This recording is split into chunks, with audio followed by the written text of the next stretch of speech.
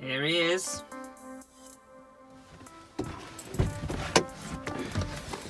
Late as usual. What time do you call this? What time do you call this? What? I bet you've been here like a minute before me. I literally got here about 20 minutes ago. Not a chance. You told me 8 o'clock. Yeah? Late again, late again. I'm late. I reckon you were also late though. You're looking very tanned. You've been on holiday? Well. You're looking good. Thank you. Yeah. Thank you. That's yeah, it's very kind of you. Are we gonna get cracking? Seeing as you're late? We need to get fishing. We do. Yeah, we haven't got long here today, have we? No. So better make the most of the short time we're here. Let's do it.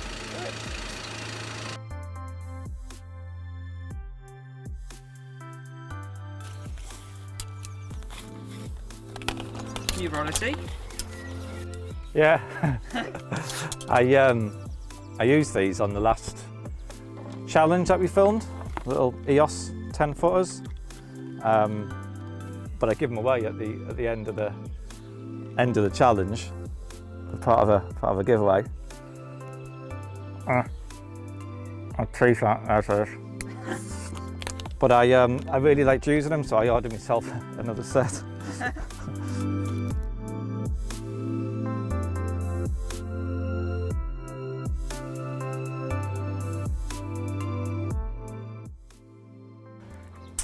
Well, there's no rules there that are going to affect the outcome of our match. So what we're doing next, normally we do, I fish one way and you fish the other, so yeah. What we're doing today then? Well, it's a nice, warm, sunny day. I feel like I need to give you a chance. Yes. So why don't we have it surface v bottom? Oof. Ooh, nice. That's cheeky, isn't it? Cheeky. So what would you like to, I'll give you, how would you like to fish? Well, it's not often you actually give me the option first. Normally I'm doing this and then you just do whatever. So I think I deserve to have a choice today. Yeah, okay. So I'm going to say surface for me. Yeah, that makes sense. Yeah. That makes sense, yes. You happy with that? Yeah. So you're on the bottom? I'm going to be on the bottom. Yeah, we're only here for, I forgot, about 4.5 hours. Yeah. Well, probably, yeah, we're here for 5 hours. By the time we get set up, it'll be like 4.5 hours, won't it? Yeah. Shall we then, seeing as you're going to be fishing on the surface, just say 1 rod each? Yeah, 1 rod each sounds good.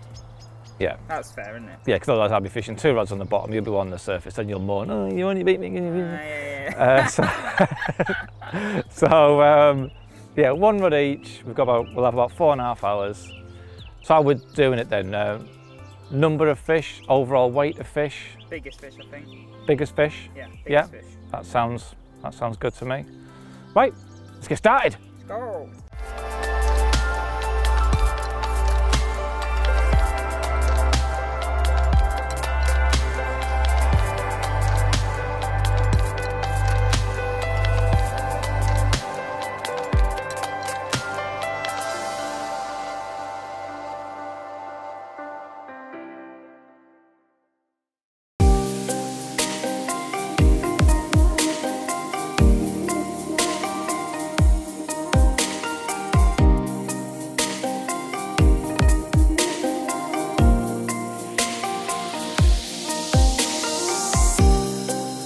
What's up, carp freaks, and welcome to the April instalment of Carp Life. This month we are at Pulbridge Farm, just on the outskirts of York, and Alex and I are here for about 4.5 hours, and we're having another little match, and there's a lot at stake for this one. Alex has lost the previous 2 matches. He already owes me 2 Zinger Tower meals. I think a third would probably bankrupt him. No output. Well, you haven't paid up for the past 2. Well, we could make a detour on the way home. But no, I do fancy Alex's chances on this one actually. He's floater fishing, all the fish are on the top. I'm decided to fishing on the bottom. So yeah, I think Alex is going to pull this one out the bag. I'm just setting up a kind of stalking rod at the moment. where I'm going to be fishing down the edge. I think that's my best chance of a bite. And while I finish getting set up, let me tell you what I got up to in April.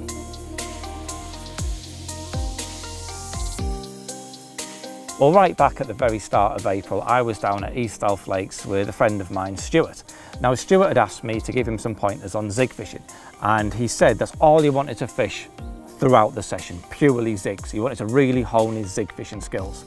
And as luck would have it, conditions were absolutely perfect for this. We had very high air pressure, bright, still days, cold, frosty nights. It just screams zig fishing. Now for this session, Stuart used the adjustable zigs, and this is something that I incorporate much more now in my own zig fishing as opposed to fishing set fixed zigs. They're just so much more versatile, allowing you to change the depth more easily, more freely, rather than having to reel in a zig and chop them down or add a little extension on. It's just a case of moving the float up and down in the water column. And it worked an absolute treat for Stuart. As we went into that first evening, there was a lot of fish cruising around very high up in the layers with the backs out the water. And we set a hook bait to be fished more or less touching the surface, and it didn't take long for Stuart to receive the first bit of action.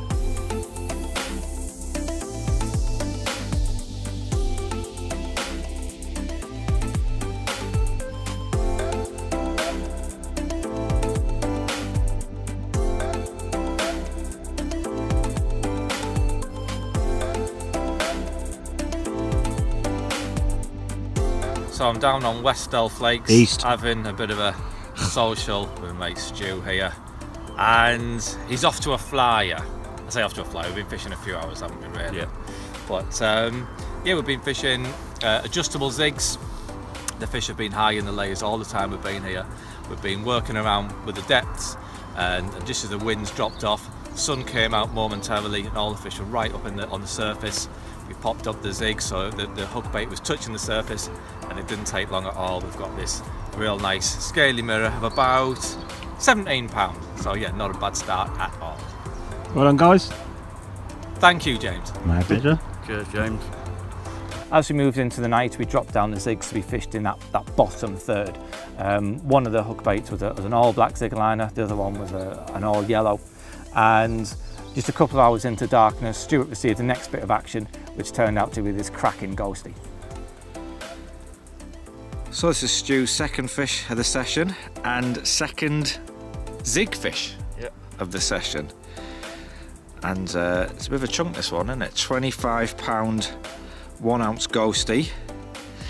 And this was caught on a all yellow zig liner, fished on a adjustable zig. This was about, is it 3 foot off the bottom? Yeah, something like that, 3.5 foot. So, yeah. And this is the first fish you've caught at night on a zig? Yeah, yeah. Yeah, it's definitely the way forward, because so far this session the fish just haven't been feeding at all. There's been no signs of feeding fish whatsoever. So I think zigs will be the way. I reckon you're going to get a few more yet. I really do. Hope so. Right, top man. The following morning, rather than having to reel in the rods, attach a new length zig, cast back out, which is causing unnecessary disturbance in the swim around a potential feeding time, it was just a case of bringing up the floats and raising the hook baits, raising the zigs higher up in the water column. And again, it brought about a really quick response, and Stuart managed to catch the third carp of his session. What's going on here? Hello. What's that? Film you, filming me. Yeah. Good morning.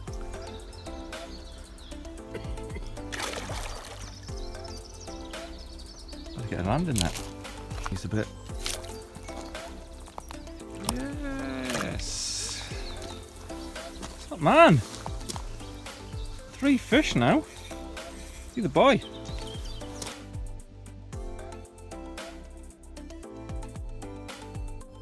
Stuart managed to catch a couple more fish before the end of his session, and I think it certainly was an eye-opener.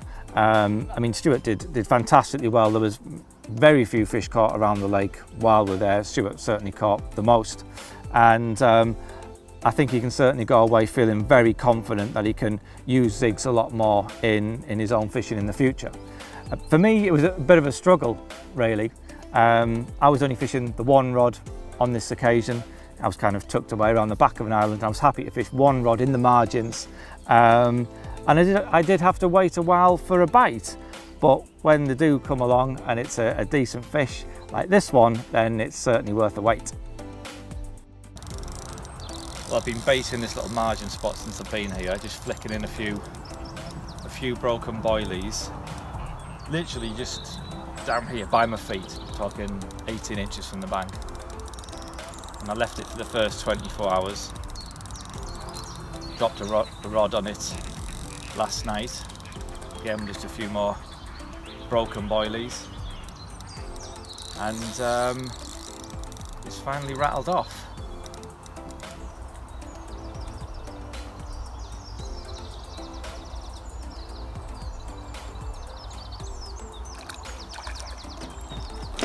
That's the best. Do that again. Oh yes! That'll do. That's a nice fish. Big common? Not a bad common at all.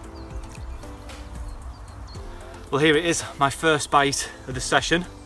It's been really tough going so far, but it's worth it when something like this comes along. We've got a proper brutish common of 26 pound exactly, and this fell to one of my soon to be released but as yet unnamed pop-ups.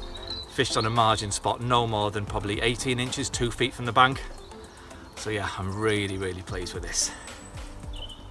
So this is a little spot where I just caught that 26 pound common, and all I've been doing since I've been here is every sort of few hours just trickling in a few chopped and broken live system boilies. So here we've got a handful live system boilies, and these have been soaked in the Amino Blend 365 and carnation milk for a few days.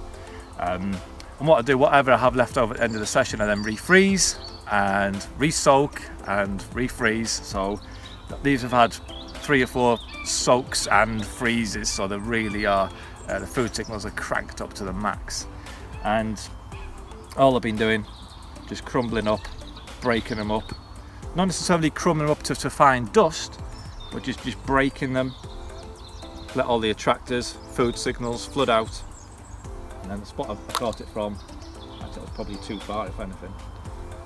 Probably about there. So yeah, we are talking just 2 feet from the bank.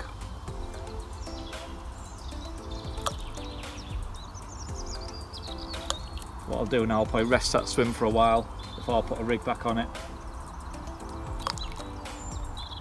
Allow the fish to come in, pick up a few baits without any pressure of a rig and line and all that there. Gain the confidence. Let them have a few free feeds. And hopefully it shouldn't be too long before it produces another fish when I do finally put a rig back in place.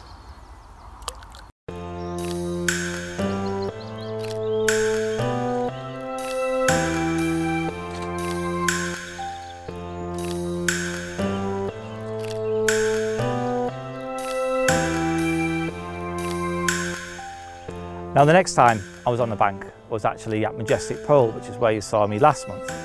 Now after we'd finished filming, I needed to make a sharp getaway because I had to be in time for what is a major annual event, certainly one of the highlights on the pictures calendar, as indeed many other people in Yorkshire and UK and worldwide. And that is of course the Kirby and Great Broughton School Village Duck Race. Now we were very fortunate to be able to get tickets for this very prestigious event. It's something I always look forward to, and it never fails to live up to all the hype and expectations.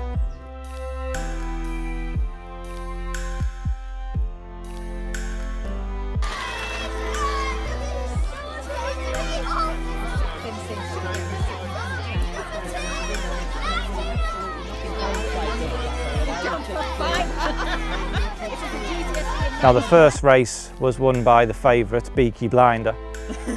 The second event was run by the 25-1 Chris Waddle.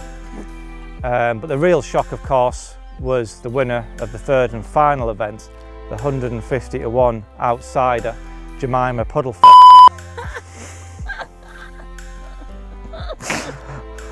Made that last one up. All jokes aside though, it was a really good, fun event. It's my eldest daughter, Isabella's final year in junior school, and she was asked to be a helper, and she was really proud to be asked to be involved in some way, so it was nice to go along and support her and see just how chuffed she was.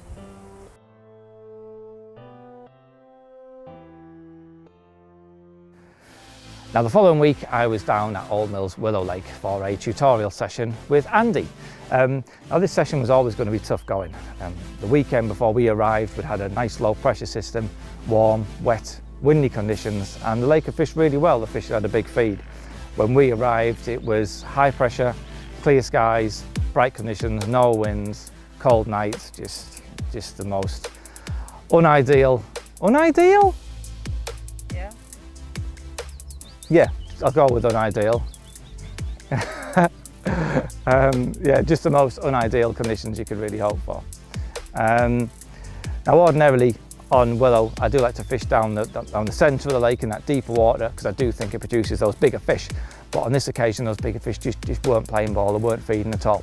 So instead we fished tight to the far margin with solid PVA bags, and that was definitely the right approach on the day. Andy managed to get a fish which, although small by Willow Lake standards, was still a really nice ghost linear.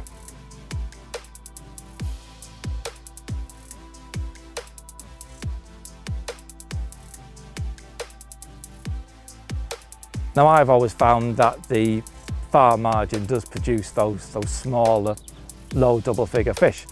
So you can imagine how surprised and pleased I was when I received a bite and it was a 23 pounder. Well, this is my first fish of the session. Got a really nice mirror, 23 pound, 5 ounces. And this rod hadn't been in long at all. I had been fishing down the middle of the lake in the deeper water, but I decided to chuck a PVA bag tight to the far margin, and it was only in an hour and it rattled off with this. And this fell to a little snowman setup actually. Live system bottom bait with a little mini bites. Topper, just a PVA bag full of all sorts of goodies. So yeah, really pleased with that.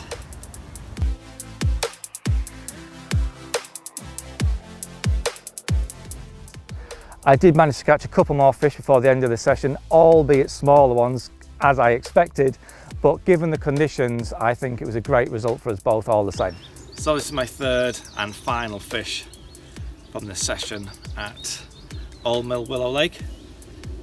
Not a huge fish by Willow Lake standards, but a nice fish all the same, of around, I reckon, 14 pounds, something like that. I think we've done well. We've had, what, 6 fish between us, haven't we? Yeah, 6. Yeah. 6, so considering how the lake's been fishing, I think that's a pretty good result. By the end of the session, we've managed to catch a couple more fish each, which I think was a very good result considering the conditions. Well, I've just left Alex over on the Horseshoe Lake, and I've come for a walk over on the old original Carp Lake. There's just nothing on the bottom at all on that other lake. They're all cruising around, and the chances of me catching on the bottom are virtually nil. So yeah, I've had a walk around here and it's already looking quite encouraging. I've seen quite a few fish fizzing, a few fish tight in the margins as well. Well, there's obviously going to be shallow water, so this is looking much more better for me to nick a bite. What I'm going to do now though, I'm just going to bait up a few spots in the margins, and there's one. Bait up a few spots in the margins, go back and get my kit, and hopefully by the time I return, they'll be on it.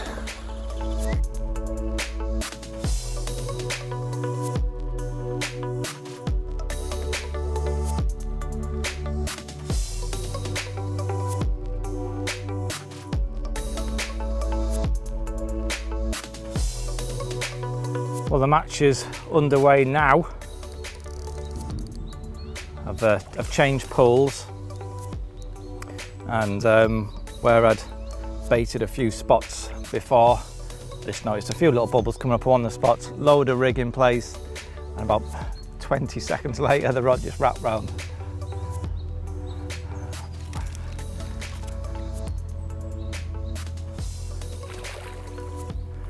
Oh, he's pretty. Oh yeah, I've just spooked the fish as well while I'm playing him. Come on. Oh, he swam in himself. That was nice of him. Yeah. Right, where's me mat? Oh, you're getting duffed up again. Again.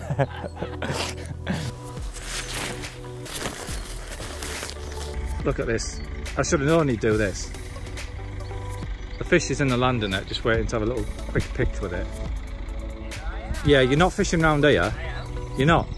It's a better area. No. There's no rules. No, you're not fishing round here. I am. Right. Well. Look, get back round there. No. Get back round there. So it's quite nice actually, Alex, with that old building in the background. Looks quite cool. What the?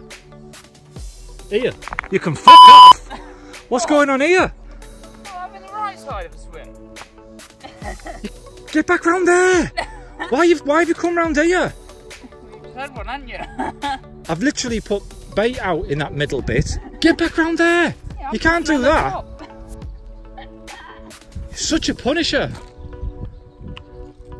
No, get back round there. You can go, there's a peg on the other side. You can fish the same place. Get back, just go over there. You don't need to be round here. You can go over there and just fish in the middle, but not here. Go on. Get off. I'm not a dog. Such a punisher. Look at that for a little cracker. Got a nice little linear here. What are you going to give me weight-wise for him, Alex? £2. Yeah. Alright, fair enough. About 6 probably. Yeah, I reckon £6 for him. So at the moment I'm winning by £6 on the We're not doing biggest total, we're doing biggest. biggest fish. Well, it's still £6 bigger than what you've had, Well, so true, yeah. I'm winning on that. But yeah, lovely little fish, that one. Right, next one will be a bit bigger though.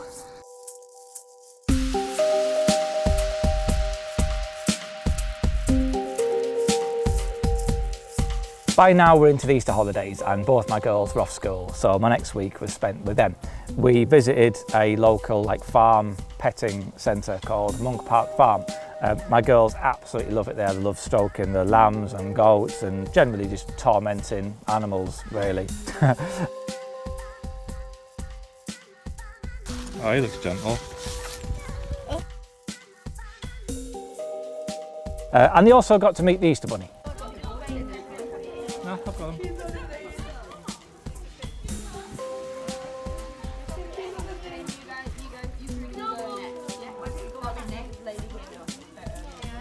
We also visited a place called Nunnington Hall, which is like a stately home, not too far from where I live. Again, it's another place that the girls love to visit. They have a run around and do all sorts of various activities. So it's a lovely day out over there.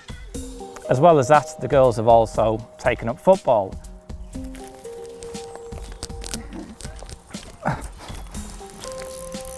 Oh, you're getting proper duffed up here, aren't you? This is embarrassing. This is what happens when you poach people's swims. Serves you right. It serves you right. Hottest day of the year. I'm having to fish on the bottom.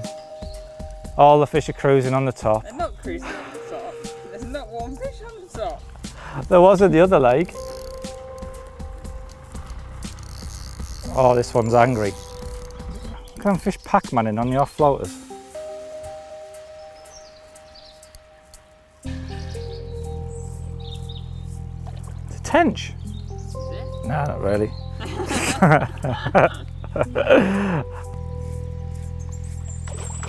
Hasn't got in the net yet. I don't like this. I don't think he's hooked properly. Come on. Get in the net. Get in the net. Oh, he's in the net. Yeah, and he's a bit bigger. Oh, you've got some work to do now. Oh, look at him. Oh, yes. A bit bigger than the first one as well. I reckon this is, I reckon seven and a bit. So yeah, £7 for this one. Oh yeah, £7 you got to beat, Alex. I need to put it out of the bag, don't I? You do, you do. You've got fish all over you right now. No, I reckon you can pull this one back. I really do. So I'm happy with that. As well as all that, I've been spending time once again running with my girls, and they continue to do really well in their local park runs, and they're now trying to get into a local like athletics club. They've also taken up football as well. They're doing a football coaching session with former Middlesbrough legend Ernie Slaven. And yeah, they're really getting into the football. I just want to get them into all sort of sports and athletics. I just think it's really, really good for them rather than being stuck at home on their iPads and tablets all day.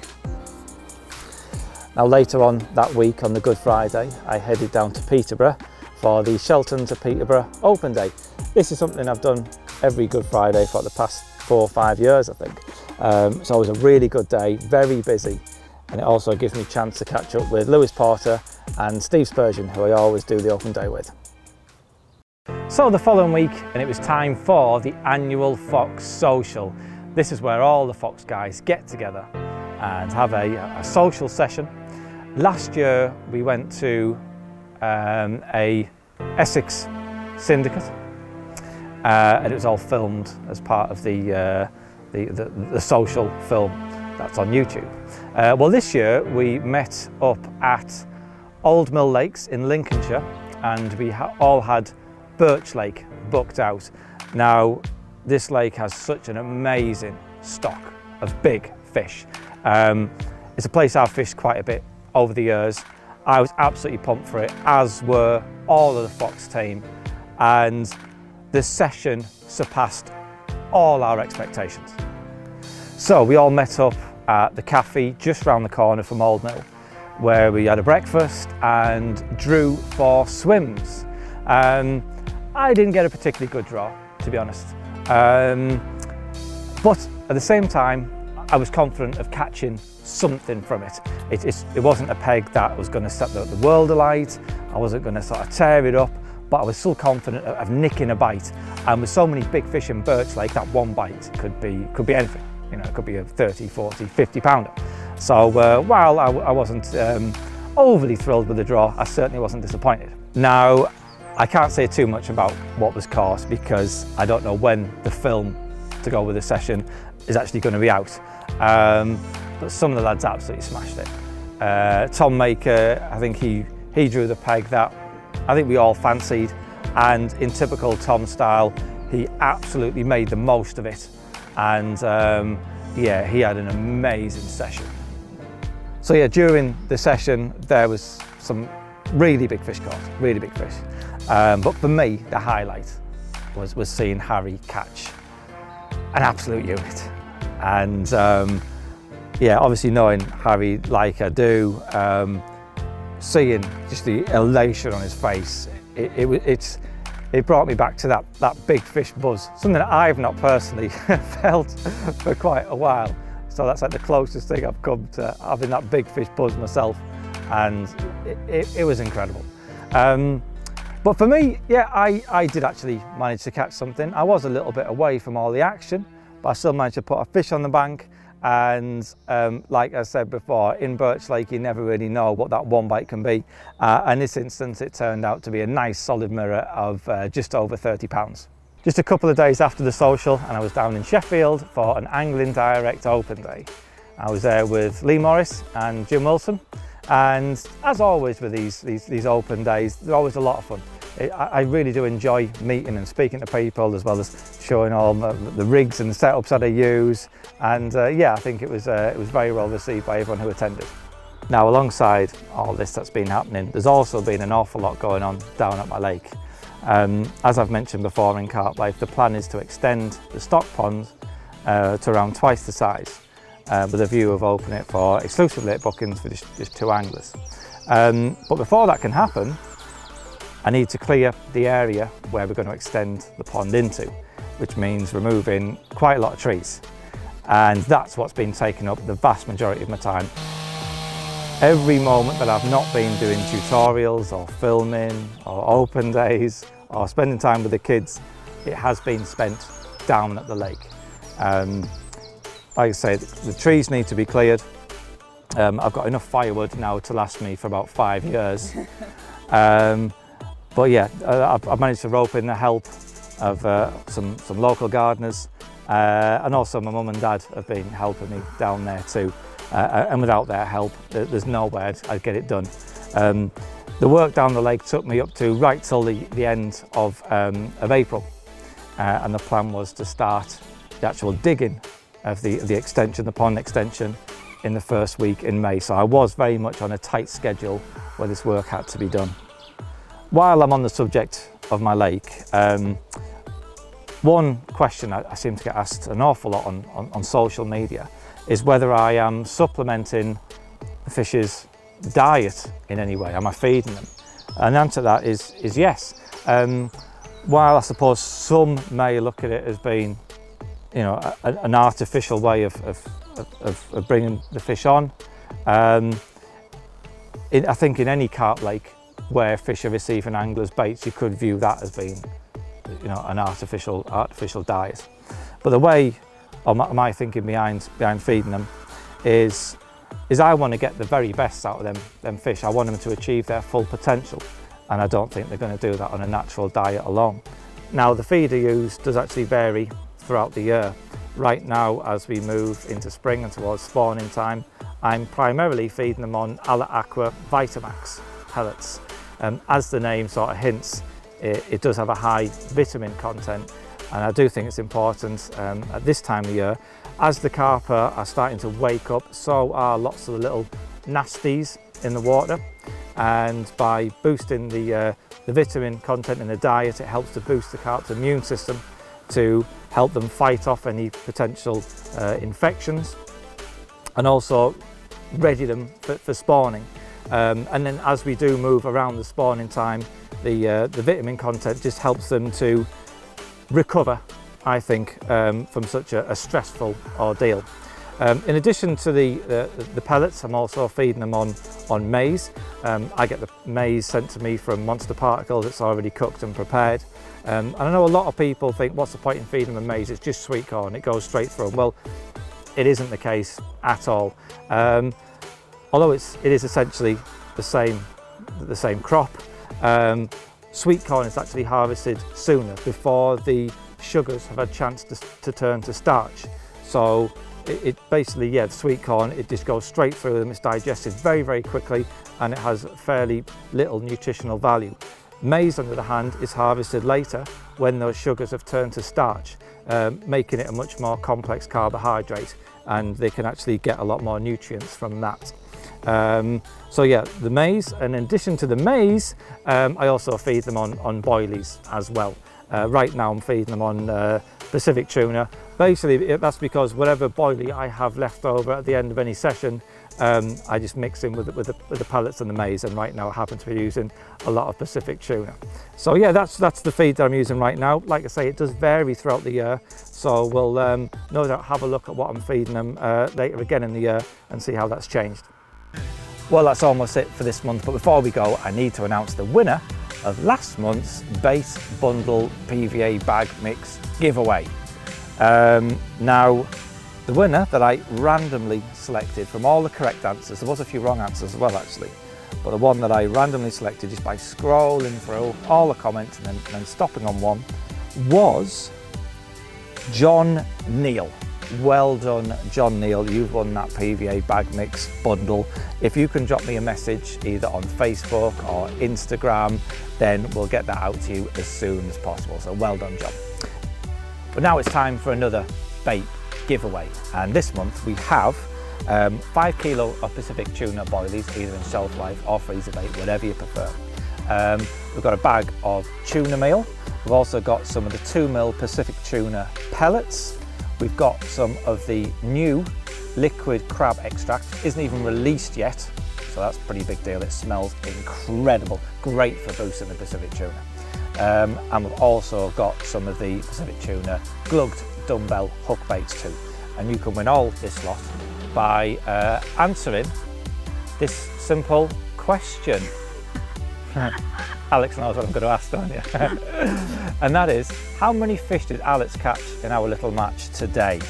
So yeah, you need to answer that question, and you must subscribe to my YouTube channel and also to CC Moore's YouTube channel.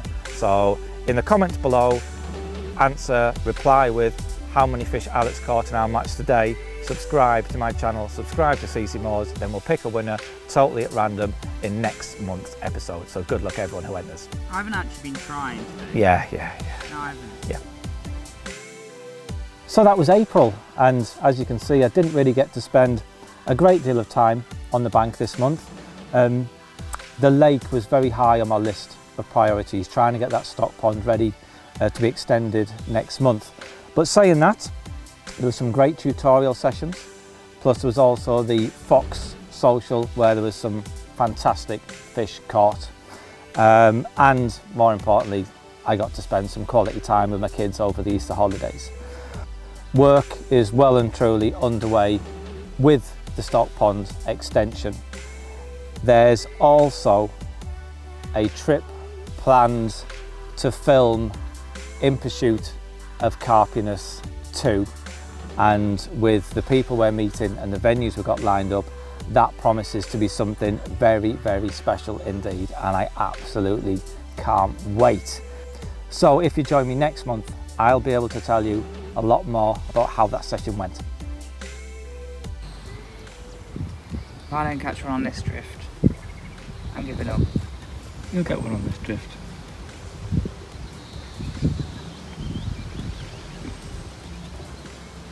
I think you need to explain what just happened. Well, you're not the same. Explain what just happened. I've been fishing for about 30 minutes on top. I can't even get a bite. Mark's had just said, "Here, give us that rod."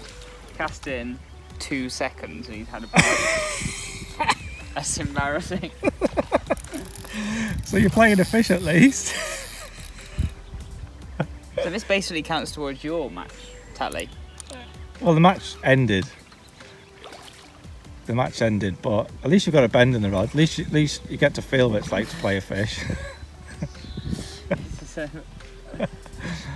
Oh, brilliant. Does this count as mine or yours? I'll let you have this one. Yeah? You reeled it in. So. I don't think it's as big as yours. It's not, no. It's not. It's probably about 6, isn't it, maybe? A bit less, probably. Yeah, it's a long racing snake, that one. But yeah, well done, well done. Well done for playing it. Yeah. Yeah. Oh, brilliant. Not my day today, is it? Let's get her back. Yep.